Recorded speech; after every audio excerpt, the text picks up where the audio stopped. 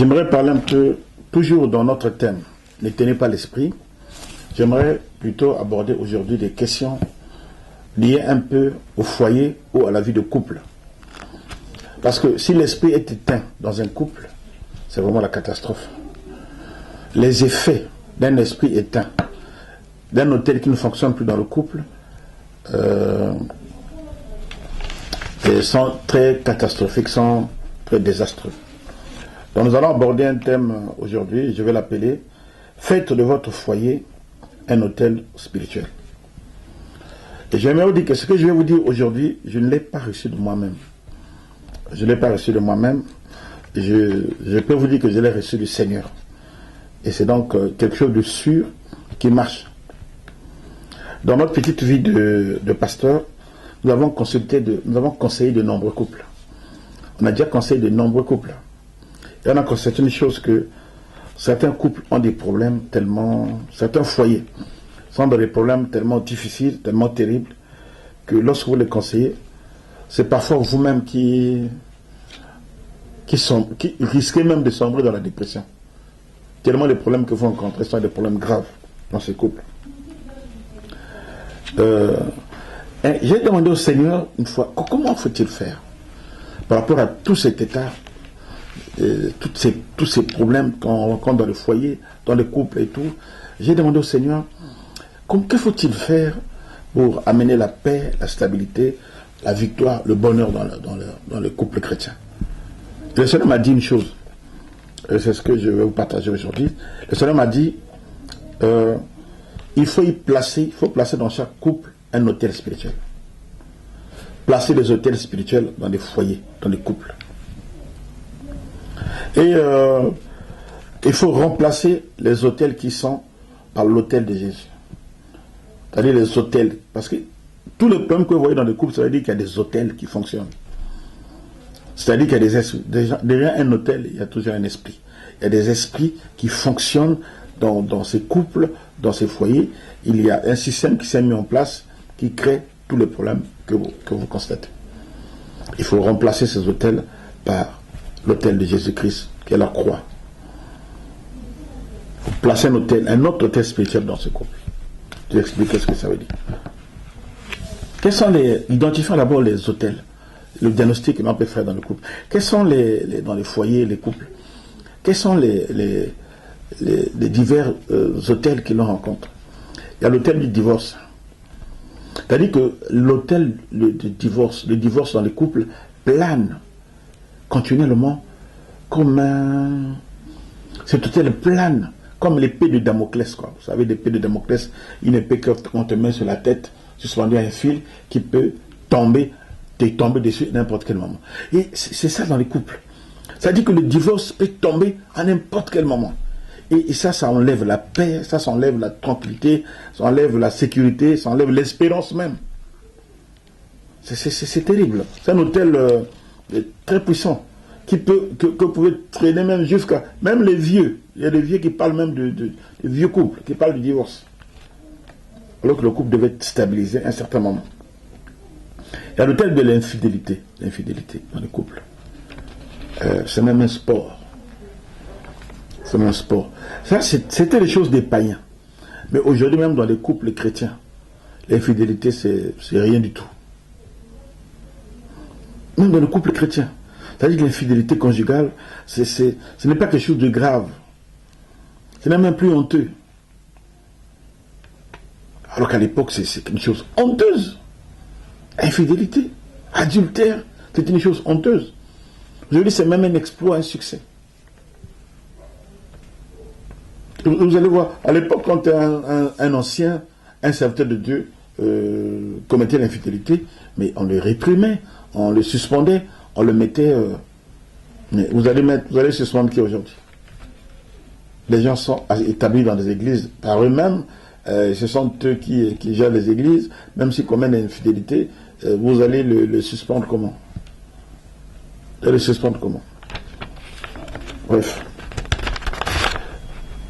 Et donc il y a un hôtel comme ça qui règne. Dans les couples, les foyers, il y a aussi des soucis, souvent des soucis financiers. Les soucis financiers, les gens sont dans des soucis financiers. Ils n'arrivent pas à s'en sortir. Ils ont des problèmes. Et ces soucis financiers entraînent souvent des désillusions. C'est-à-dire que c'est pas ce qu'on pensait. On croyait que le mariage, c'est la joie. On croyait. Et tout ça, ça crée des problèmes dans le couple. Il y a aussi des querelles, des suspicions qui tuent l'amour. Les couples, les foyers sont dans des problèmes comme ça. Les maris sont désabusés, les épouses aussi sont désabusées. Et les foyers chrétiens, les couples chrétiens sont des... C'est-à-dire que ça devait être des lieux de bonheur, mais c'est des lieux de tristesse, c'est des lieux de... Tout ça pourquoi? Parce que les hôtels qui travaillent sont des hôtels destructeurs. En tout cas, si nous voulons nous en sortir, le Seigneur m'avait dit, il faut changer d'hôtel. Il faut remplacer ces hôtels par un hôtel puissant. C'est l'hôtel de Jésus, l'hôtel de la croix. Il faut placer l'hôtel de Jésus, prendre l'hôtel de Jésus, le placer dans ses foyers, l'établir dans ces foyers-là. Et quand cet hôtel va commencer à régner, la victoire sera donnée, la joie sera là. L'hôtel de Jésus est puissant devant le divorce. L'hôtel de Jésus est puissant devant les soucis financiers. L'hôtel de Jésus est puissant devant l'infidélité conjugale. L'hôtel de Jésus est puissant devant tous les problèmes que l'on peut rencontrer dans le foyer. C'est un hôtel puissant. Et comment donc faut-il faire pour placer cet hôtel spirituel dans le couple, le foyer? Comment placer l'hôtel de Dieu, l'hôtel de Jésus dans le foyer? Comment établir? Placer l'hôtel de Dieu, ça veut dire placer la présence de Dieu, amener la présence de Dieu dans le foyer. Que faut-il faire pour amener la présence de Dieu dans un foyer? Que faut-il faire pour amener la présence de Jésus dans un foyer? Que faut-il faire? Comment faut-il placer la croix de Jésus dans un foyer? Que faut-il faire? Eh bien, premièrement, il faut commencer par ça. Il faut décider de façon solennelle. C'est-à-dire que la personne la mieux indiquée commence. Si c'est un couple, si c'est le mari qui est le plus avisé, il commence. Si c'est la femme aussi qui est la mieux avisée, il commence. Si c'est même un enfant qui est éclairé, qui peut le faire, il commence. Il faut décider de façon solennelle. C'est-à-dire faire une prière solennelle dans cette maison, dans ce foyer. Et dire que dans cette maison, Dieu nous te choisissons comme notre seul guide, comme notre seul soutien, comme notre seul repère, comme le seul Dieu que nous invoquerons ici. Nous le décidons. Ça sera toi maintenant. Viens habiter dans cette maison. Donc tu mets le nom de Dieu, le nom de Jésus dans la maison, dans le foyer, dans le couple. Tu établis le nom de Jésus, tu le déclares. Ça doit sortir d'une bouche. La parole de ta bouche doit dire quelque chose. Dis que maintenant, je choisis. Je m'engage. J'invite Dieu dans ce foyer. Viens t'établir ici, Seigneur. Viens t'établir dans ce foyer. Viens t'établir dans ce couple. Viens régner dans ce couple. Viens régner dans ce foyer. Viens diriger les choses toi-même. C'est toi que nous voulons voir, Seigneur. C'est toi que nous voulons voir. Et il faut le dire. Il faut le dire. Même si le mari est loin, même si la femme est loin, mais dis-le, fais-le. C'est très important. Deuxième chose, c'est ce que vous devez faire continuellement. Il faut rendre culte à Dieu régulièrement dans ce foyer, dans ce couple, dans cette maison. Rendre culte à Dieu, c'est quoi? C'est-à-dire, maintenant que vous avez décidé que dans cette maison, c'est Dieu seul qui va régner, que dans cette maison, il n'y a que Dieu seul que nous devons considérer. Il faut maintenant nourrir l'autel, c'est-à-dire rendre culte continuellement. Le Dieu que vous avez choisi, vous devez le rendre culte. C'est la façon de nourrir l'autel. Comment? Il nous fallait parler des cultes matinaux. Mais en tout cas, trouvez l'occasion de prier régulièrement, d'invoquer ce Dieu-là régulièrement, de lui confier. Comme vous avez dit que tous vos besoins, c'est à lui que vous allez regarder, de lui confier vos besoins, de lui soumettre vos besoins régulièrement, de lui dire tout ce qui ne marche pas. C'est nous qui t'avons choisi comme Dieu. voilà ce qui ne marche pas. Mon mari est parti, il n'est pas encore rentré. Je te bénis, Seigneur. Mon épouse est partie, elle n'est pas encore rentrée. Je te bénis, Seigneur. Mon foyer est menacé. Je te bénis, Seigneur. Nous n'avons rien à manger. Je te bénis, Seigneur. L'infidélité conjugale menace mon foyer. Je te bénis, Seigneur. Mon mari a dit qu'il va prendre une autre femme. Je te bénis, Seigneur. J'ai appris que mon mari va aller doter une autre femme. Je te bénis, Seigneur. J'ai appris. Seigneur, je te remets tout. En tout cas, tout il faut remettre à Dieu. C'est comme ça qu'il faut nourrir l'autel. Dans un hôtel, on apporte, c'est vrai qu'on apporte une offrande, des offrandes de louange, d'adoration, tout ça là, mais on apporte aussi des problèmes. On les place à l'hôtel. Il faut régulièrement nourrir le feu. Il faut persévérer. Il ne faut pas se décourager. Il faut continuer à nourrir l'autel par des prières. Il faut continuer à nourrir l'autel aussi par des partages de la parole de Dieu. Prenez dans cette maison la parole de Dieu, dans ce foyer. Partagez la parole avec ceux qui sont disposés. Il y a un ou une qui peut-être ne participera pas, mais vous qui pouvez le faire, faites-le. Partagez la parole de Dieu. Donnez-vous des conseils à travers la parole de Dieu. Et engagez-vous à suivre ces paroles. Ce que vous apprenez de la part de Dieu. Que faut-il faire pour nourrir l'autel? Il faut chanter. Chanter. Ce n'est pas mauvais dans une maison. Tu sais, dès le matin, tu mets un CD de louange chrétienne. Si tu as Canal Sat, tu mets c'est quoi déjà? Gospel, enfin une chaîne chrétienne. Une vraie chaîne chrétienne qui fait passer de la musique chrétienne, de louange et tout. Contraste gospel, tu mets, ça passe et tout. Ou la radio qui fait passer de la musique chrétienne. Ou toi-même tu chantes régulièrement. Faites des louanges, louez le Seigneur. Dansez pour le Seigneur dans la maison. Comme à l'église. Si vous avez la chance d'avoir chez vous, comme chez moi à la maison, il y a mon fils qui sait jouer au clavier. Au synthé, on a les synthés à la maison. Mais on dit petit, on va adorer. Il met sa musique, on loue le Seigneur, on adore. C'est formidable. Tu peux même inviter des frères dans cette maison. Dis frère, venez, on va louer le Seigneur. Venez, on va adorer le Seigneur. Quand nous nous retrouvons, souvent, pourquoi nous n'adorons pas? Invitez les bien-aimés chez vous, invitez les frères chez vous, invitez les personnes chez vous et dites, venez, on va adorer. Venez, on va louer le Seigneur. Ça peut se faire. C'est une façon de nourrir son autel. Et quand les gens viennent, ils doivent sentir chez vous qu'il y a la vie de prière. Ils doivent sentir chez vous que ne ratez pas une occasion. Quand quelqu'un vient vous voir prier. C'est une façon de nourrir l'autel. Ça, c'est ce que le Seigneur m'a dit. Nous devons nourrir l'autel spirituel comme ça dans un foyer. Qu'en le faisant, qu'est-ce que vous êtes en train de faire? Vous êtes en train d'établir la présence de Dieu. Progressivement. Et vous ne le voyez pas. Mais vous êtes en train de faire tomber petit à petit, progressivement, les autres autels qui s'y étaient établis. Vous les faites tomber un à un. L'autel de divorce va partir. L'autel de fidélité va partir. L'autel des soucis financiers va partir. Tout va partir. Parce que tous ces problèmes sont présentés à Dieu. Tous ces problèmes sont traités devant Dieu. Dieu va commencer à s'imposer, jusqu'à ce qu'un jour, vous verrez que les choses changent. Adorez Dieu dans ce foyer. Donc c'est l'autel par l'adoration. Adorer Dieu. Moi j'aime toujours dire que l'adoration, c'est une humiliation. 1 Pierre 5,6 dit, humiliez-vous sous la main puissante de Dieu. Il vous élèvera au temps convenable. Rendre un culte de Dieu, c'est une humiliation. Humiliez-vous devant Dieu. Prosternez-vous. Dites-lui que nous sommes des incapables. Et c'est toi que nous... Arrêtez l'orgueil. Quand ça ne va pas devant Dieu, dites que ça ne va pas. Pleurez même si vous voulez. Mais dites à Dieu, humiliez-vous devant lui. Jeûnez. Un jeûne, c'est une humiliation aussi. Vous savez, les gens portaient la cendre à l'époque. Ils portaient des habits déchirés, tout ça là, pour s'humilier. Et dire devant Dieu que nous sommes rien. Humiliez-vous, que votre foyer s'humilie devant la main de Dieu, que votre couple s'humilie devant la main de Dieu, les choses vont changer. 1 Pierre 5,6, humiliez-vous sous la main puissante de Dieu, et il vous élèvera au temps convenable, au temps favorable, il va vous élever.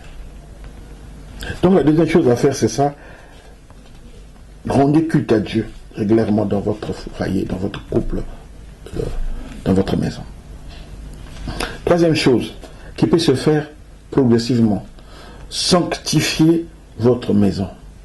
Sanctifiez votre foyer. sanctifiez votre couple.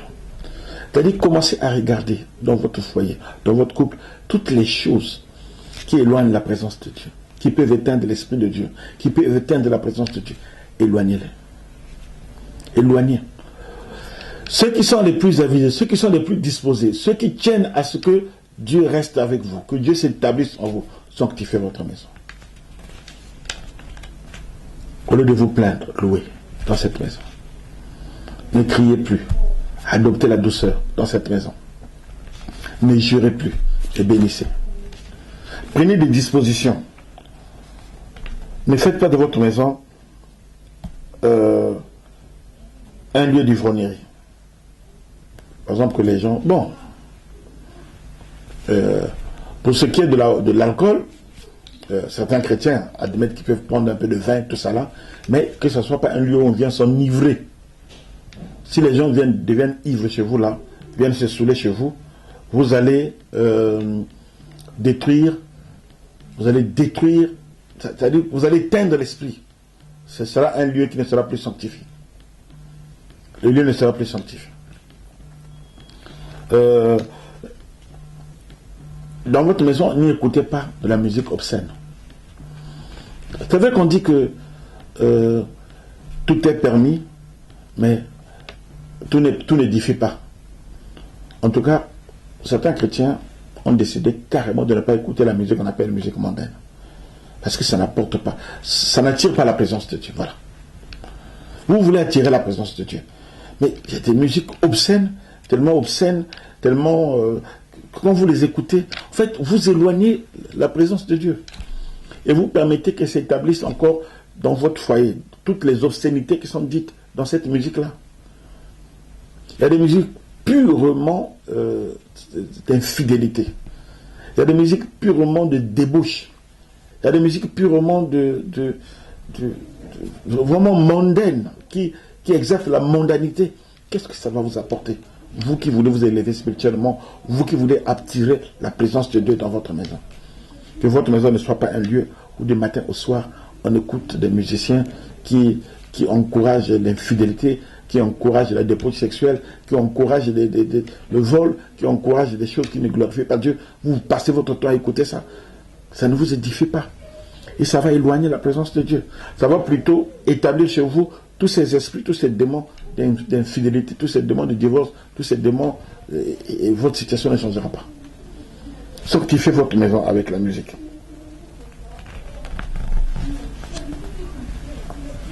Je revenais un peu sur l'ivrognerie. Ne permettez donc pas que les gens se saoulent chez vous. Même si vous devez donner de l'alcool à quelqu'un chez vous, ne permettez pas qu'il se saoule chez vous. Surtout ne le permettez pas. Ce n'est pas bon que quelqu'un vienne chez vous à cause de toi, il s'est saoulé. Ah, c'est toi qui l'as servi à boire. Ou je prends 5, j'ai envie de boire. Ou non, je prends quoi? Ou achète-moi 3 bières. Pourquoi 3 bières? 3 bières, c'est juste une boisson de bienvenue. Ce n'est pas un lieu pour... C'est une façon de te souhaiter la bienvenue, ou bien si vous avez mangé de digérer. Mais attends, mais c'est pas le lieu de s'empiffrer d'alcool et tout ça jusqu'à devenir sourd. Ne permettez pas ça. Soyez catégorique. Dites non, je t'achète juste point bas. Juste un verre de vin, fini. Ne permettez pas que les gens se saoulent chez vous. Parce que fondamentalement, ce que Dieu condamne, c'est que c'est l'ivrognerie, que les gens ne se saoulent pas. Une maison où les gens viennent pour se saouler, ça ne sera pas vraiment un bon hôtel. Un bon hôtel. Un bon hôtel.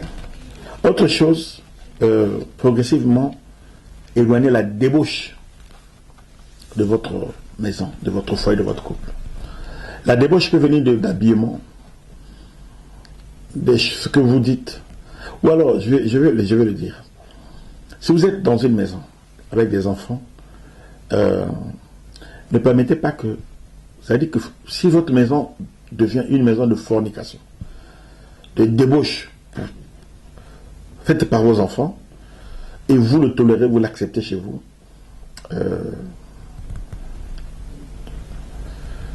cet hôtel ne sera pas agréable. Mettez de l'ordre chez vous. Mettez de l'ordre. Mettez de l'ordre pour que l'autel soit... Vous savez, les choses spirituelles, ils sont des choses très sensibles. Très sensibles. Ce matin, le Seigneur me disait, vous savez, l'erreur que font les chrétiens, c'est qu'ils ne considèrent pas l'esprit que Dieu place, l'esprit de Dieu, comme un esprit que l'on doit craindre, que l'on doit respecter. Les païens, les occultistes, les autres, ils travaillent avec des esprits. Et ils ont des interdits pour ne pas que l'esprit-là soit attristé. Il ne doit pas manger ceci, il ne doit pas faire cela, il ne doit pas faire ceci. Ils ont des interdits. Il y a des choses qu'ils ne peuvent pas se permettre de faire pour honorer cet esprit-là, faire que cet esprit-là n'est pas d'eux. Et ils le respectent. Et les chrétiens, qui ont reçu l'esprit le plus puissant dans le monde, l'esprit du Dieu créateur, l'esprit du Dieu qui a créé toutes choses, mais ils ne respectent pas cet esprit. Ils ne se donnent aucun interdit. Ils font ce qu'ils veulent. Mais comment un hôtel comme ça va être agréé? Cet hôtel sera faible. Il ne pourra pas être puissant. Craignez Dieu. Craignez le Saint-Esprit. N'osez pas faire des choses chez vous, dans votre foyer, dans votre maison, qui vont attrister l'Esprit de Dieu. Et vous verrez qu'il va vous donner un hôtel puissant. Votre condition sera puissante. Ce foyer sera puissant. Je vous assure, bien aimé. Faites cela et vous ne regretterez pas. Vous verrez les résultats que ça va produire. Vous ne le regretterez pas. En tout cas, vous ne le regretterez pas. Le Seigneur a dit dans le livre de Jérémie 29, verset 13, que vous me chercherez et vous me trouverez. Cherchez Dieu comme ça. Vous allez le trouver. Mais ce sont des choses que nous avons expérimentées nous-mêmes. Dieu m'entend parler. Souvent, je ne parle pas des choses inventées. Nous avons un ministère prophétique, c'est-à-dire que ce que nous disons, c'est ce que Dieu nous a dit, en général. Et nous-mêmes, nous le vivons d'abord, nous le pratiquons. Et nous en voyons les résultats. Nous en voyons les résultats. Ne jouez pas, prenez Dieu au sérieux, ne jouez pas avec l'Esprit de Dieu. Un foyer peut changer. Ces derniers temps, je suis en train de gérer des situations où tu n'entends que des situations de divorce. Et moi, je conseille aux gens, mettez un hôtel dans votre foyer. Le divorce va disparaître. Placez un hôtel dans votre foyer. Placez un hôtel dans votre vie. Le divorce va disparaître. L'infidélité va disparaître. Les soucis financiers vont disparaître. Tous les autres problèmes, les maladies, tout ça là, les morts, les soucis, tout ça va disparaître. Parce que quand l'hôtel est placé, Dieu s'est établi là et règne. Quand Dieu règne, ses ennemis sont fuis. Quand Dieu règne, les autres hôtels, les hôtels de Baal, d'Astarté, s'incline. L'hôtel de Dagon va s'incliner devant l'hôtel que tu vas placer là. Crois-le. L'hôtel de Jésus, l'hôtel de la croix est puissant. Personne ne peut résister à cet hôtel-là. Quelqu'un a chanté que quelqu'un passe devant la croix. Il ne peut pas rester le même. Quelque chose va se passer. Là où la croix est placée, implantée, quelque chose va se passer. Les choses vont changer. Les choses vont changer. Les choses vont changer, bien aimé. Voilà donc les conseils que je voulais vous donner aujourd'hui. La parole que j'ai reçue de la part de Dieu. J'étais obligé de le faire très vite parce que nous n'avons que 30 minutes. Il nous reste encore quelques minutes pour la prière. Nous allons donc prier pour que Dieu visite les foyers. Vraiment supplions Dieu. Invitons Dieu dans les foyers, dans les couples, dans les maisons. Qu'il vienne s'y établir et qu'il règne. Qu'il apporte sa lumière. Que l'esprit puisse être apporté, que l'esprit puisse être ranimé dans ces maisons. Que l'esprit de Dieu règne, que l'esprit s'installe et qu'il apporte sa lumière, sa vie, sa victoire. Commence à prier pour ta vie. Commence à prier pour ton foyer. Parle à Dieu de tout ce qui ne va pas. Tout ce qui t'attriste. Tout ce que tu vois dans ton foyer qui ne glorifie pas Dieu. Tout ce qui t'ôte la joie. Tout ce qui te désabusé. Quand tu regardes encore les photos de mariage, tu pleures. Tu revois encore les vidéos où vous avez fait de belles déclarations. Tu te mets à pleurer. Tu regardes les photos, il n'y a que les photos qui sont restées. Le mari est parti. Il n'y a que les photos qui sont restées. La femme s'apprête à partir. Parce que quelqu'un de plus nanti que toi veut la prendre. Place l'autel. Invite l'autel de Dieu dans ta vie. Invite l'autel de Dieu dans ton foyer. Quelque chose va se passer. L'autel de la croix ne ment pas. Jésus a dit, tout est accompli. Tout est accompli. Tout est accompli, il a dit. Jésus a dit, tout est accompli. À la croix, tout est accompli. Là où la croix est placée, les choses vont changer. Là où la croix est placée, les choses vont bouger. Il y aura du mouvement. Crois-le. Dis-le avec foi. Le Seigneur est bon. Le Seigneur est merveilleux. Merci Seigneur pour ton amour. Merci Seigneur pour ton soutien. Si quelqu'un est en Christ, il est une nouvelle créature. Les choses anciennes sont passées. Voici toutes choses sont devenues nouvelles. Seigneur, merci d'attirer à toi tous ceux qui écoutent ce message. Merci de les attirer à toi, Seigneur. Merci d'attirer à toi tous les maris, toutes les épouses qui ne sont pas encore en Christ et qui troublent la foi de ceux qui se sont donnés à Christ. Seigneur, merci de déceler, de détruire cet attelage disparate et de faire que les conversions authentiques se fassent dans les couples. Que les maris infidèles te rencontrent toi, même là où ils vont. Même un âne. Tu peux utiliser même un âne pour parler à quelqu'un. Tu peux utiliser même la musique mondaine pour parler à quelqu'un. Tu peux même utiliser une prostituée pour parler à quelqu'un. Je me souviens de ce frère, de cet homme, à qui la personne avec qui elle se pressait lui a dit, va retourner voir ta femme. Qu'est-ce que tu fais chez moi? Retourne voir ta femme. Et ça s'est arrêté là. Ça a fait des miracles. Nous te prions, te supplions. Agis. Seigneur, règne sur les problèmes financiers. Règne sur les problèmes financiers. Tu t'es engagé, tu as dit que tu pourvoiras à nos besoins. Tu t'es engagé, Père, tu t'es engagé à pourvoir à nos besoins. Seigneur, visite les foyers. Donne à chaque foyer son pain quotidien. Dans cette situation où il y a un désastre économique, Seigneur, étends ta main et fais un miracle. Permets aux gens de se réinventer. Que le foyer se réinvente, Seigneur. Toi qui es le Dieu qui nous donne l'intelligence et la sagesse, donne un esprit de créativité au foyer, afin qu'il se réinvente, que les maris se réinventent, que les épouses se réinventent, afin de faire face à toutes ces difficultés financières qui se pointent, qui sont là, Père de gloire. Donne la sagesse, donne ta puissance. Seigneur, visite les foyers. Nous te prions, nous te supplions, Seigneur. Visite les foyers. Règne encore, Seigneur, dans ces foyers. Règne dans ces foyers. Je prie pour mon frère, ma soeur qui va écouter. Pendant qu'il va écouter, ceux qui écoutent, ceux qui écouteront prochainement. Seigneur, mets la foi dans leur cœur. Que leur cœur, l'esprit vienne encore ranimer leur esprit. Que l'esprit soit éveillé. Comme il est dit, réveille-toi, toi qui dors, et Christ t'éclairera. Réveille-les, Seigneur. Éclaire-les, Seigneur de gloire. Éclaire-les, éclaire-les, éclaire-les, éclaire-les, éclaire-les, Seigneur. Éclaire-les.